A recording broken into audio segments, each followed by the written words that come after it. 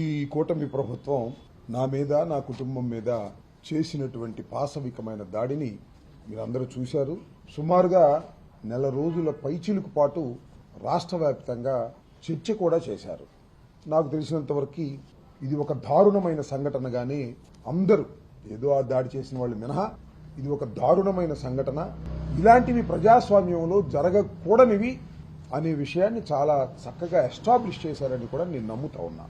దానితో పాటు అంతటితో ఆగకోకుండా నా మీద ఫిజికల్, లీగల్ దాడులతో పాటు ఇవాళ నా ఆస్తుల మీదకు దాడులు చేయాలనేటువంటి ప్రయత్నం ప్రభుత్వం చేస్తుందని చెప్పడం కోసం మీ ముందుకు ఇవాళ నేను వచ్చాను. అదేమిటంటే, నాకు సత్తెనపల్లి నియోజకవర్గంలో రెడ్డిగూడెంలో, అంటే రాజుపాలెం మండలంలో ఒక 22 ఎకరాల పొలం ఉంది. ఇది నేను కొనుక్కుని దాని చుట్టూరా ఫెన్స్ వేసుకుని కాస్త వ్యవసాయం చేసుకునేటటువంటి ప్రయత్నం చేస్తున్నాను. మీరు కూడా కొన్ని వీడియోలు చూసి ఉంటారు. గతంలో కూడా అక్కడ నిమ్మ మొక్కలు, మామిడి మొక్కలు, బత్తాయి మొక్కలు ఇలాంటివన్నీ వేసుకొని కాస్త, అది వ్యవసాయం లాభం కోసం కాదు, ఒక హాబీగా చుట్టూరా ఫెన్స్ వేసుకుని చేస్తూ ఉన్నాను. దానికి హఠాత్తుగా నేను జైల్లో ఉన్న సమయంలో నాకు చెప్పారు, కొంత సర్వే పేరుతో రహస్యంగా వచ్చి అవన్నీ కూడా చెక్ చేసుకున్నారు నేను లేని సమయంలో. ఆ తర్వాత నాకు ఒక నోటీస్ ఇచ్చారు. ఎవరు? మండల సర్వేయర్ ఆఫీసర్, ఎంఆర్ఓ ఆఫీస్ నుంచి నాకు ఒక నోటీస్ వచ్చింది మొన్న ఈ మధ్యన.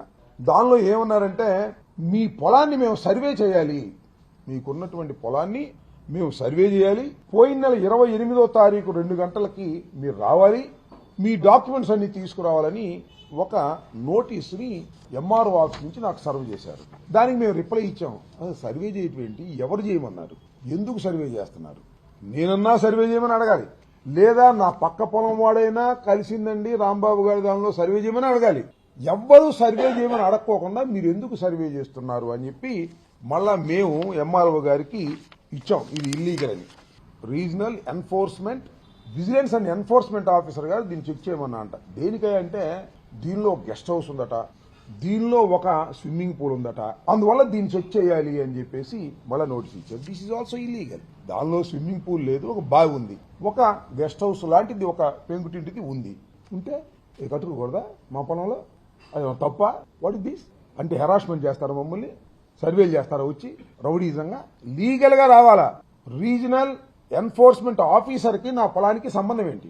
ఉంది, స్విమ్మింగ్ పూల్ ఉంటుంది అనుకోండి, బావి అనుకోండి, అది స్విమ్మింగ్ పూల్ ఉంటే, గెస్ట్ హౌస్ ఉంటే ఉండకూడదా? చట్ట వ్యతిరేకమా? నేను అడుగుతా ఉన్నా. మరి చంద్రబాబు నాయుడు చట్ట వ్యతిరేకమైనటువంటి కృష్ణానది గర్భంలో ఉన్నటువంటి గెస్ట్ హౌస్ లో ఆయన నివసిస్తూ, నా పొలంలో ఒక చిన్న గెస్ట్ హౌస్, ఒక బావి ఉంటే దాన్ని మీరు ప్రశ్నిస్తారా? చంద్రబాబు నాయుడికి